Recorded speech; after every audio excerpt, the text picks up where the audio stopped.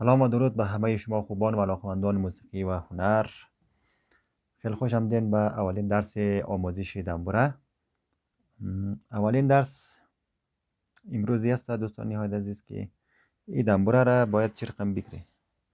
این گرفتن دنبوره خیلی مهمه دیگه. دنبوره گسته مثلا اینی رقم گسته گرفتن نمیشه. خب دیگه باید خیلی صاف باشه یا خیلی رقم هم گرفتن نمیشه دیگه. این یک چیزی بسیار صاف. اگه مثلا تراز نمیگیری اینجا بگیری، این باید تراز باشه دیگه، خیلی تراز دیگه، خیلی راحت.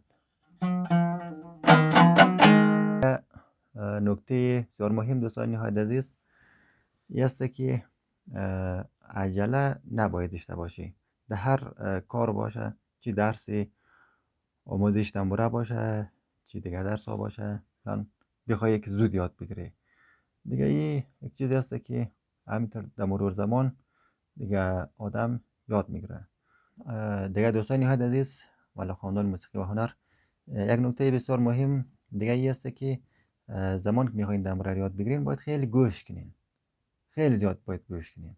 مثلا همون صوت یا همون دنبوره که از هر کس هسته، اگر خیلی مثلا دوست دارین اونمو را باید خیلی گوش کنین تا مثلا او در روح روان شیم، مثلا بیشه، مثلا همون سور از او در گوشیم بیشه دیگه. بعد از اینکه کم کم دنبوره را یاد گرفتین اونمو صوت را باید روی از او عملی کنین دیگه.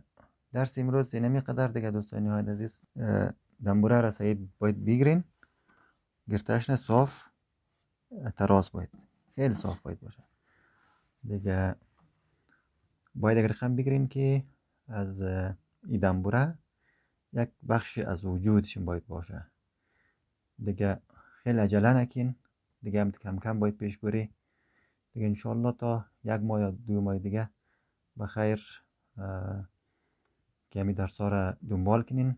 خیلی راحت روان میتونین که دنبوره را یاد بگیرین و بتونین دنبوره دین. البته دیگه هر چیز که باشه، هر کار باشه، هر آموزش باشه، دیگه یک دفعه یادم یاد نمیگیره، اما خیلی کم کم از صفر و نباید عجله کنی دیگه. نکته آخری بود که هر صوت را که میخواین یاد بگیرین او را قبلا باید خیلی گوش کنین، چندین دفعه، 100 دفعه، 200 دفعه دیگه. اینمی قدر درس امروز نمیختر کافیه.